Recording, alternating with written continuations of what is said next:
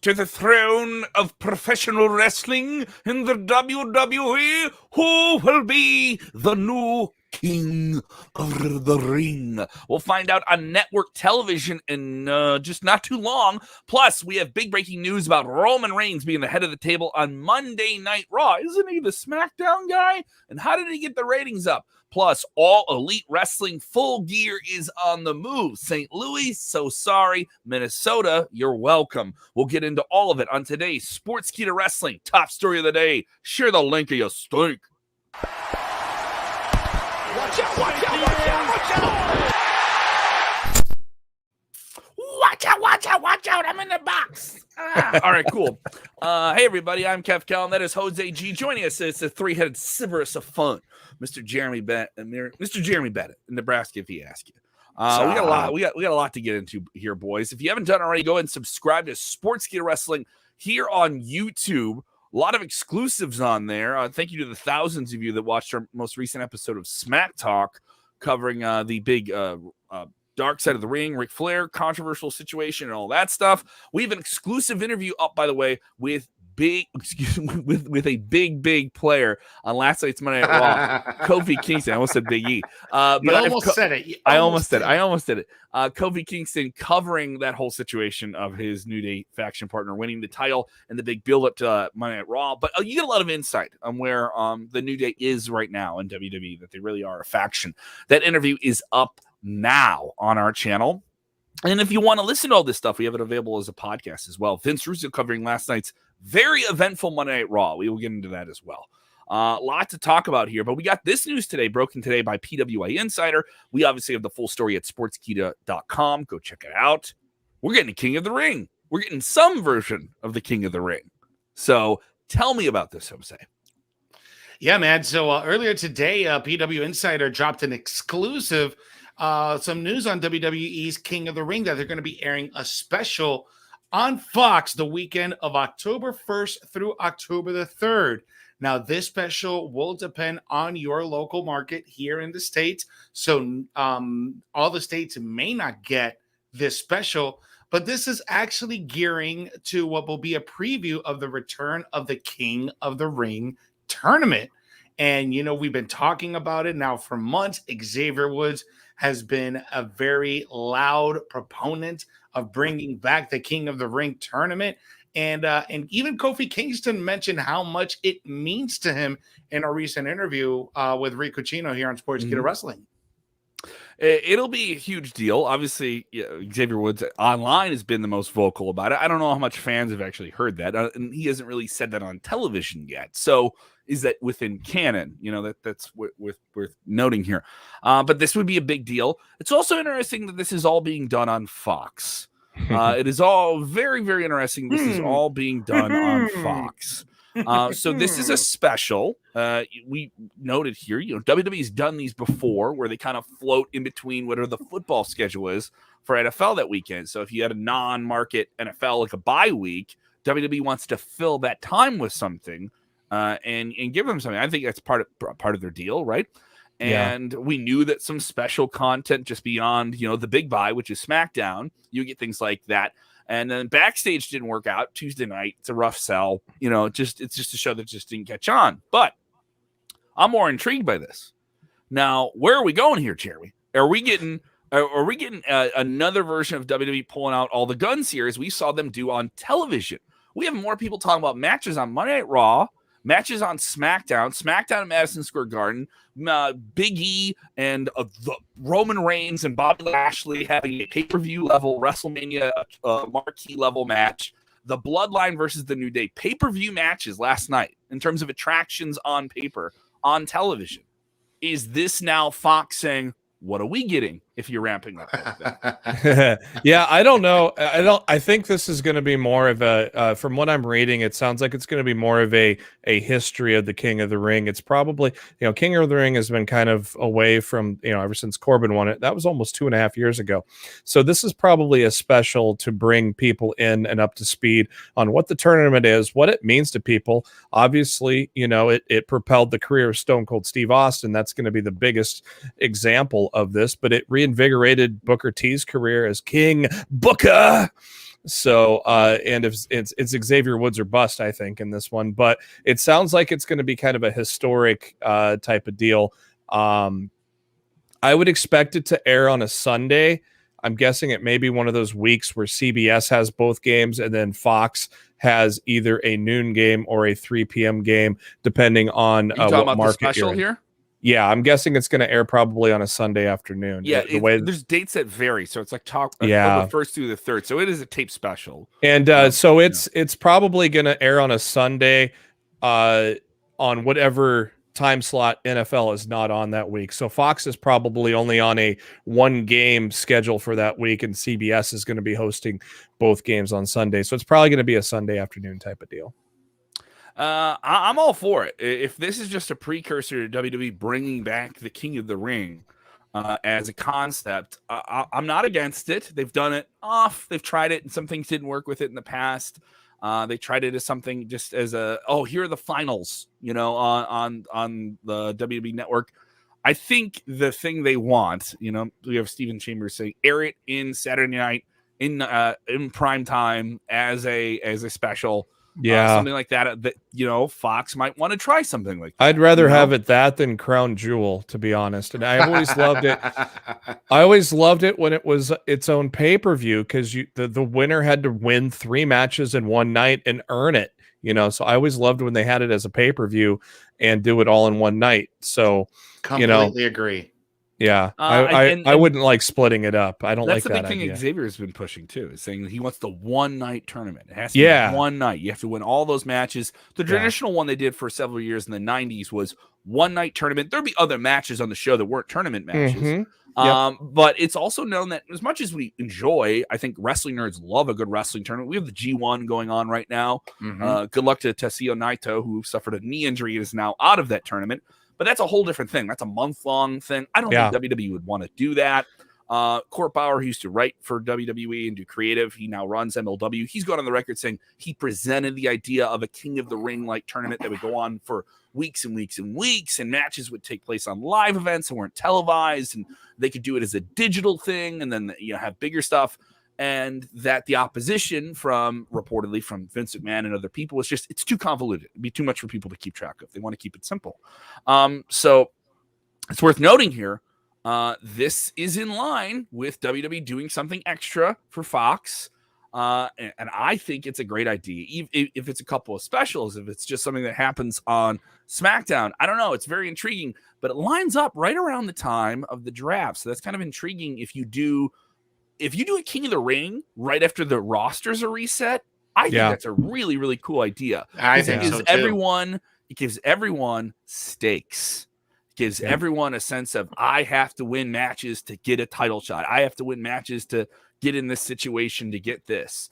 And I have no problem King of the Ring being the thing where if you win this, you survive. All right. You get the title shot at Survivor Series. Like, give me lanes. I know where we're going, or at least within sport, and I think that's a good way of doing it. We got this clip here from our exclusive interview with Kofi Kingston talking about this big desire of Xavier Woods to get his crown, to become that king of that ring. Give it to me, Jose. And I really hope he gets his moment before it's all said and done, whether it's the King of the Ring or a world title win or both. I want that for him so damn badly. Yeah, and you hit the nail right on the head too, especially going back and watching like the videos, and then obviously like knowing Xavier, like he'll tell you, "Oh, I don't want to be a world champion, man." He's just so like he's very underrated. Number one, incredibly underrated. I don't think people understand like his wrestling mind is like legit like top notch. Having conversations with him and talking about matches and ideas. Top-notch wrestling mind for sure. The New Day doesn't happen if Xavier Woods doesn't have the idea culminating in that, that big old cauldron, that he calls his brain, So yeah, incredibly underrated for sure. Up, up, down, down, right? Like we used to play video games. We play our PSPs. We played video games all backstage for years before Woods was even on the roster. And then Woods comes around, and then within like a year, he has the idea to put it all on YouTube. And now it's at like 2 million subscribers. Yeah. Why didn't anyone think it? Like, of course people would want to see that. Like, it seems so obvious, but his mind just operates different, and the heart and soul that he's put into that. But yeah, going back to you know, like accolades, I think it would be great if all of us held the WWE Championship or the Universal Championship at some point. I definitely want that for Woods, but what he wants, and you touched on it a little bit earlier, what he wants more than anything is that King of the Ring. He wants that crown, bro. He wants that crown, and I want that so badly from him. That's all he ever talks about. That's the one thing that he wants to do. So hopefully, you know, we're gonna try to like, you know, positively affirm a King of the Ring tournament into existence, number one, and we gotta have Woods at the top, man, and wearing the crown, because I think that and this obviously it happens to a very small percentage of people, but I feel like everybody deserves to have their dream come true in this industry, man. It's there's nothing like it. There's nothing like it. When I became WWE champion, I used to, you know, back in the day when I was a kid, I used to have visions of myself being the WWE champion, wrestling for the WWE title with the kids in my neighborhood, you know, which I don't encourage. You know, kids don't go wrestling each other in the neighborhood. I don't want you to say Kofi said it was okay. This is how he did it. Don't put that on me. But that's what I envisioned, you know. And then it came to reality. Big E, as soon as he got signed, you know, and the thought of wanting to be better, envisioned himself at the top of this industry and being the face of the company. And here he is now. It's in reality.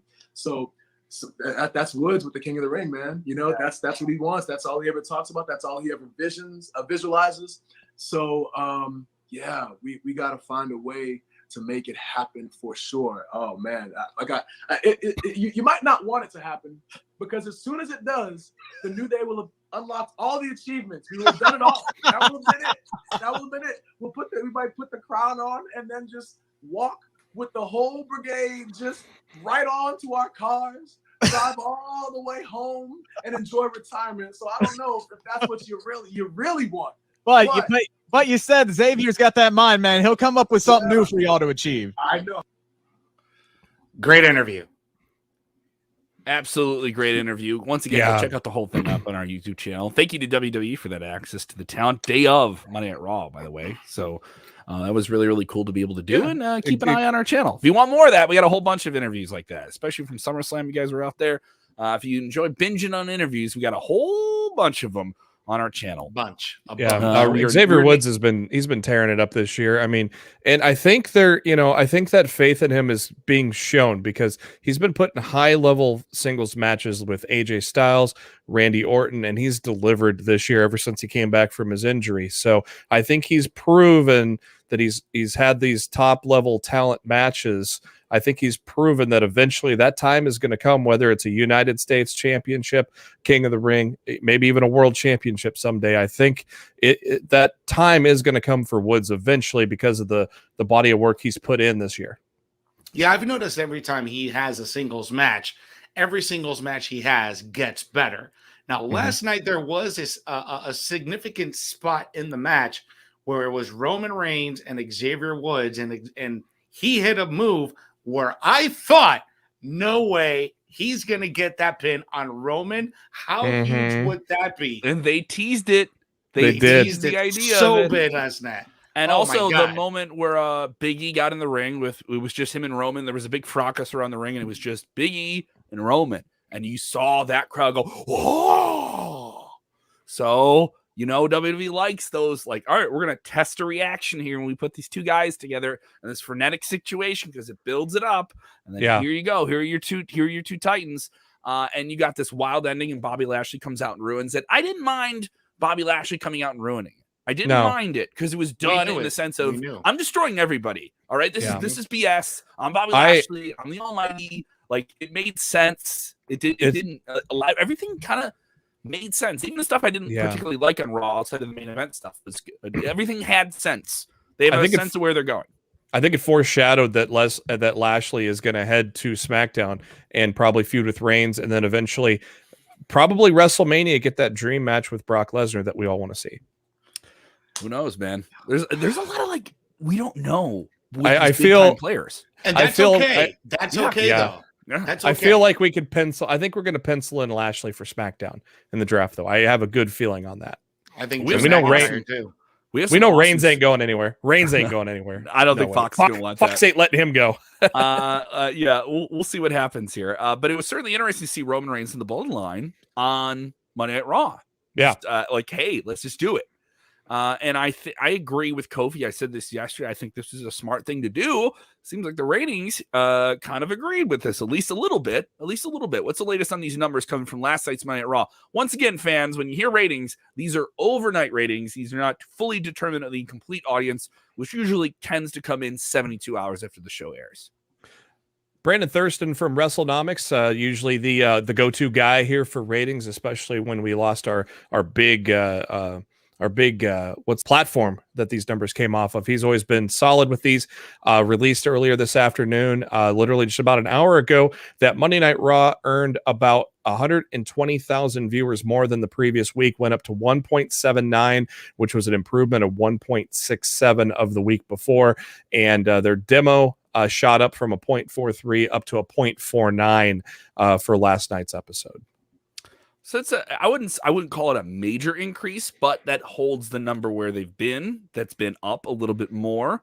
The show has been trending more, and to do that during football season is interesting. I've never seen the demo for Monday Night Football. 3.86. Jesus. That was the demo for Monday Night Football. Well, I mean, Wow. what Raw? I mean, people forget this, guys. Step away from it and don't, check your bias at the door. Just look at what the field is. Monday Night Raw is pivot programming. Let's pivot against football on Monday nights. Yeah. And they've Well, been there since they ever started in the 90s. That's why that 6-man kicked off the night before Monday Night Football kicked off. And they gave you something to tune back in for at the end of the night. Like if you're going to go back and forth between them and football, that they had something, and they did this the previous week. And I was like, cool. Like this is, I'm saying when did Monday? It was definitely like looking on social media. There are a lot more people like, I'm watching the show for this.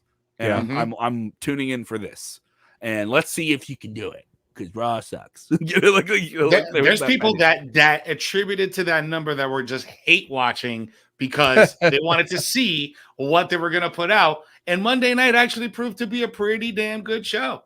Yeah, Roman Reigns is definitely the tribal chief of both brands. Yeah, and is it a fantastic number? Obviously, I think they want that show over 2 million. SmackDown doing really well, the most watched show in all of professional wrestling by a wide margin. For the fourth week in a row, SmackDown scored over 2 million, 2.2 in the most recent. Doing really well in their demographics on a Friday night too, by the way. So I think they had some great weeks last year, so they're starting to do really, really good numbers, near what they were doing in January too. So good on them. It's an interesting time. WWE starting to pull some things together here. What else do we have to cover here? All Elite Wrestling. They have a lot of momentum. In less than 24 hours, they will do their biggest live show ever. Very unique setting. 22,000 people. Kenny Omega, the AEW World Champion, taking on Bryan Danielson, non-title.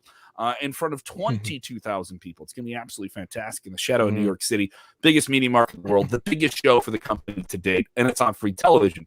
Doesn't mean they're not building to anything you got to pay a little bit more for, like a pay-per-view coming up November 13th. Now, this changed, didn't it, boys? We were supposed to get this in St. Louis on November 6th. That's right. Yeah, that's right. Well, we're supposed to get this originally in St. Louis, Missouri. But today, a report by Fightful is reporting that sources are confirming that it's going to be at the Target Center, and that's going to be on the November 13th. And it's expected to confirm the city, but so far, what we know is going to be at the Target Center. As you guys know, WWE last ran the Target Center on July 30th for a live SmackDown over there. So looks like it's going to be a pretty good venue, but we still got to get through this Arthur Ashe stuff that's going to go down Wednesday and Friday night, because it is going to be a pretty historic night. I think these 2 nights, Wednesday and Saturday, are going to be pretty historic. I think it came out earlier today. I think that Rampage was confirmed for the Friday before at the Target Center already. So I think that's also, and it's been rumored that Minneapolis was going to be the landing spot after Tony decided to cede the 6th to the UFC. Yeah, did not want a conflict there. Didn't want to go up against UFC, which is probably a smart decision. If you're going to do pay-per-view and you're having people spend that money, they're going to make the decision. I don't think you want to trend below a UFC on social media. A lot of people look at their social media numbers. I'm still going to be the one that keeps banging that drum. Like, get this thing on a streaming service, but I understand their model is pay-per-view. They only do 4 of these a year. And the All Out pay-per-view is an absolutely fantastic pay-per-view. Some people call it one of the better ones of the year. Absolutely, maybe the best of the year so far. Yeah, and hopefully it's they continue to work with Fight, because working with Bleacher Report is a nightmare. You're not the only one that complains about Bleacher Report. If I have to struggle to figure out how to spend my money, Fight is so much better. Ever since they got rid of BR Live, that was the problem. They integrated everything with just the Bleacher Report app, and it is a construed mess with streaming and buying services there. They're not set up for it. They should totally continue to work with Fight, because they'll get a lot more buys. They should totally be on HBO Max. There. I got my thing. I got my thing in. I just got a deal. It's like, hey, come back here. $750 a month for 6 months. Yeah. Like, okay. Well, HBO Max did that because they had HBO on Amazon, and the whole time they knew they were going to pull it at some point. So if you subscribed to HBO through Amazon, you were getting HBO Max basically. So this was their way of saying, like, well, listen, if we're doing that, just come back to the app and you're going to save some money, and it's a whole thing. HBO Max, fun app. I'm paying for it. There's a lot of things I enjoy. AEW, get on that. Pay-per-view. So this card could be interesting. This is a little bit of a bigger media market, not too big. The arena is quite the arena. WWE's ran there before, XL Center. And they could do some nice things here. They're going to do another residency model where they run the same town over a week in November. Let's hope those numbers are good in terms of COVID and stuff like that. Minneapolis, I understand, is okay in terms of those numbers right now. And it is a Midwest destination that people can travel to. So it isn't too out of the ways. But I do think the big focus right now is going to be tomorrow night. And there's going to be a lot of things I think come out at tomorrow night that we know are going to be what we get from AEW for the next 2 months. And I think I think the Elite's going to beat down Brian at the end of the show, and Hangman Page returns to make the save, and that's going to be your Full Gear main event. Boom. Is Hangman Page defeating Kenny Omega for the title. Book it. Guys, quick side story here. Not wrestling related, but it is combat sports related. Okay, you got a question here. Don't you want to jump on this? Yes, huge fight coming up this weekend. Yes, I am a boxing fan. This question is coming from Anthony Manzano, and he's asking if you guys saw what happened at the Canelo Alvarez and Plant press conference earlier today. I'm not sure if you guys are boxing heads. I am. I saw this press. It was wild. I saw rumblings of it. I don't know exactly what happened. So right after Jimmy Lennon Jr. read off, the intro, and they're doing the face off. Canelo's there, Plant's there. Apparently, Plant is talking crap about Canelo's mother, and Canelo's like, "Don't talk about my mother." And he kept talking, and he got louder. "Don't talk about my mother." He starts cursing, and then as soon as the last word was in, Canelo pushed him at least a good 6 to 8 feet back. Plant came back, and he was like, with his sunglasses, he went for a jab. Canelo immediately dodged it, clocked him with the left hook, cut him on the eye. Is the fight off? I don't know. It's in serious jeopardy right now. I got some of my guys that work in the boxing world. They're going to talking about it right now. I'm not sure, but this is a big deal because, you don't see that. You see people kind of like get them each other and they separate, but no, you never. Connect to hit. He connected a legit hit and cut him. Wow. The pull aparts. I'm doing some stuff for Sportskeeda's MMA channel. Go check it out. I have some great videos I've been working on for them. And we were recently doing a video on trash talking for Conor McGregor when he trash talked. And all these different moments where he got into maybe a little bit too much trash talking. And you saw him do that with the Mayweather build-up where they did like 5 of those pressers where they just put him in front of people and they had them go off on each other. Now, the question then becomes, how quickly does WWE take this and use this in a storyline? Right. Like how quickly? Because WWE enjoys doing those kind of like parody, satirical type things. Maybe AEW does it before them as well. They're going to do something like this, where they're going to have a big match, and then someone's going to get hurt in like the type of thing. So they can do with WWE, that actually kind of makes sense because you have so many different players now that are near the top of the card, and you don't know exactly where things are going to land. You know, okay, we get Reigns and Balor. We know we can get Reigns and Lesnar. We know now we can get Reigns and Lashley. And you can almost do something where which one of those guys needs to be rested so we can get him like injured, and we can do like this presser pull apart thing and make it what's going to happen in the main event at the pay-per-view on the Sunday. Is this guy going to be there? Is not and then add something compelling to it. But the problem though with this fight though, WWE, that makes sense. It's entertainment. You know you're going to get a show, right? Yeah. But the issue with the fight though is you got to fight. You got to fight people paying $60 Yeah. You got millions of dollars worth of promotions on both sides. Canelo's the main promoter. Then you got wherever you're broadcasting that. So they got several of millions of dollars invested in that fight for the rights, right? Then you got all the other side promotions, the vignettes that they're shooting, all the other stuff. This is a very expensive production to put on a boxing match of this caliber, especially when you have Canelo Alvarez. Yeah. So it's going to be great. It's going to be a great week for fight fans this week. Now, here's a real question from this is another wrestling question, Jeremy. Do you want to ask it or am I going to ask it? I don't know. What I got one on this. Is it a work? Is it all just to generate buys? I'll tell you right now. I'll tell you right now. If this was a Triller promotion, absolutely. Where they're going to dance for 10. Where they're going to dance for 10 rounds. They pulled that crap. Exactly. They pulled at if this was a Stadium. promotion, I would definitely 100% agree with you. But since this is Canelo Alvarez, multi-time heavyweight, middleweight champion, I don't think so. You better not get in Canelo's face. I felt sorry for the people that spent $50 on that Holyfield crap. Hey, I've got a little bit of breaking news if you want to hear it. Sure, jump on it, buddy. Triple H has finally broken his silence ever since his heart surgery. Okay. Triple H tweeting just literally about half an hour ago. I've been blown away by the outreach and support from so many people. I'm recovering and doing well. Deeply grateful for all the love in my life, especially grateful for Shawn Michaels, all the superstars and crew at NXT. Steph and the girls love the snacks. See you soon. So apparently they sent him some snacks. Some snacks. Yeah. It's good to hear that. Snack time. It's really good to hear that. And I think it's nice to know that he's on the mend.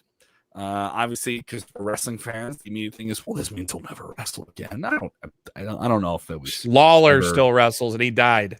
So yeah, on TV.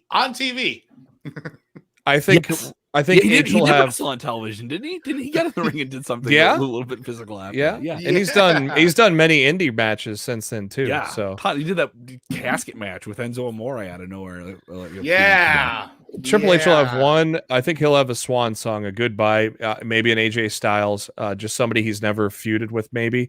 Someone big, and they retire him. Yeah. One final WrestleMania, like February to April type feud, and then he retires from in-ring probably. Certainly interesting. Nice that he noted NXT, which has gone through some big changes. We had some people asking us about NXT because this will be the second week of NXT 2.0 this week. Yeah, and there was some news on that today from Fightful as well, talking about how they're looking to make it more edgy. Mm-hmm. Okay, yeah, I'm okay. TV 14 WWE. We haven't seen that in a while. I got it right here. That's what they're going for. Discussions reportedly directly from Vince McMahon that they are some huge changes for NXT 2.0. Among the points that Fightful has heard is that NXT is targeting a 18 to 34 demographic, including everything from in-ring work and aggression, harsher language, so some S-bombs flying probably, a lot of ass. Another point that they haven't verified was more lean. Some bitches. I want to isolate. I'm going to isolate. I'm going to go to a clip.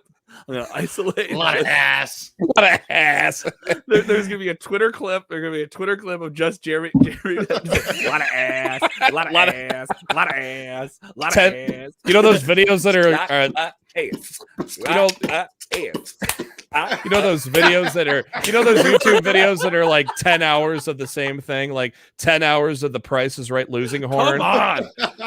That's a lot of copying. That's a lot of copying and pasting, though. But Oh my yeah, God. Just the views. I'm going to go to my roommate, Andy, who does music, and I'm going to have him do a remix. Little auto-tune. Jeremy Brennan, Jeremy Brennan, Nebraska Fiasco. I can't wait. I cannot wait. That thing's gonna chart. For demo, lot of ass. That's gonna chant. That's gonna chart, You're gonna baby. have to collabo with Lil Nas X. I'm going to. I'm gonna be at the VMAs next year, baby. Hell yeah. Another point that hasn't been verified: more lenience on female character gear. So I guess you see a lot more ass. Yeah. Jeremy. This is a family show. They want to keep up with current affairs and promos and character verbiage. Oh, current affairs and promos. They'll work that Canelo fight in, maybe into pop culture. But that's where they'll do it. They want to. Braun Breaker, Rex Steiner is going to get cut. He's going to jaw jack someone. He's going to jaw jack Ciampa, and Ciampa's going to be bleeding from the mouth. And you're like, is this match still going to be on? Stay tuned next week.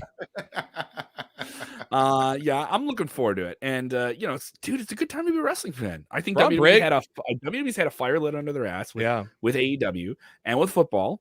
And you have a new WWE champion who is exciting and fun and connects with the audience. That isn't to say that Lashley didn't. He was just a heel. And we had a heel on SmackDown. We had 2 heel champions, during this big time for WWE as they started to do live events. I think in retrospect, a lot of people are going to look at this and say WWE made the right decision in the long run. And I think Big E's going to have a great run with the title. I think Lashley is an interesting character. Is this kind of furious, like, how dare you do this to me? Like, I'm going to destroy everything. Like, I like it. I'm intrigued. You got a guy, I think AEW is going to tear it up in New York City. They're going to wreck it, dude. It's gonna be awesome. You got a guy like Braun Breaker who basically kind of checked all the boxes and hit it out of the park on all levels last week. And plus his backstage vignette, he did a great job on that promo too. So that guy's going to be a star. The Rocket's going to go straight up his backside to the moon. They're already teasing a title match with Ciampa, the stare down. So we'll see what kind of follow up we get from that tonight. A lot of people out there enjoying the show. If you guys are watching, thank you so much for checking it out. If you haven't done so already, go ahead and hit the like button. All you gotta do is smash them thumbs, baby. Check out Legion of Raw with Vince Russo every single Monday night. Friday nights, we have Dutch Mantel covering AEW Rampage and WWE SmackDown. The Debrief, Jose, right over there, covering what is going to be a very eventful episode of AEW Dynamite this week. Very, very eventful. So that's coming up. Oh, and we have a pay-per-view on Sunday as well. We have Extreme Rules on Sunday. We will be live after that. So the best thing to do if you want to check out our content, get on screen, interact with us, is be live with us. Be live with us and turn those notifications on. Kenny Bolin, the very, very funny Kenny Bolin, also going to be doing a preview of Extreme Rules for us, I believe on Friday, right around 11 a.m. Probably taking shots at Rick Ucchino too, probably. Well, that's a given. That's a given. He's got to get his shots in. I've not seen Rick since my Bears beat his Bengals, so we got to get the Bears. Bears. About blew it though. The Bears. A lot of A's. About blew it. Yeah. About the Dolphins here, bro. Yeah. The Dolphins. Oh yeah. Miami. Poor Tua. Tua's gone. I know. We're off the rails. We're talking fantasy football very quickly. Thank you guys so much for going on. Jeremy, tell me what's going on with you, buddy. Are we still lost in the mid card? Big show this week for the first time ever. Myself and Matt Black going to go live on Wednesday night for big episode 300. We're going to celebrate episode 300 by going live. So follow Lost in the Mid Card on YouTube. Hit the subscribe button because we're going to go live on YouTube. Going to go live on that platform for our first ever live show for episode 300. And I think we're going to have a lot to talk about after tomorrow night. Certainly. It'll be interesting. Obviously, Jose, tomorrow night after AEW Dynamite, you're going to be live with Rico Glorioso. And it will be certainly interesting. And once again, we're here every weekday, right around this time, 5 p.m. every Central. Make sure that notification's on. We turn around. Yeah, so you click the button, you know when we're live, right? So you're on top of it. Ring that bell, baby. Ring the bell. Ring the bell. Ring it. And let's do it here. Thank you guys for watching the show. Hope you really enjoyed it. Thank you all the new people joining for the first time. If it's your first time, don't make it your last time. Come on back. Come on back to the Sportskeeda Wrestling table. We got some really interesting. Well, things. shoot. Well, shoot. Well, dadgummit. Oh, partner, welcome back, partner. We are pretty ridiculous today. I'm gonna be honest. It's not even Friday. Well, Kevin, dadgummit, when you're watching some pro wrestling, tell them what they're supposed to be doing. You gotta dadgummit. enjoy it. You gotta enjoy the wrestling. Yeah. Yeah. Yeah. Yeah. Yeah. Yeah. Tell them.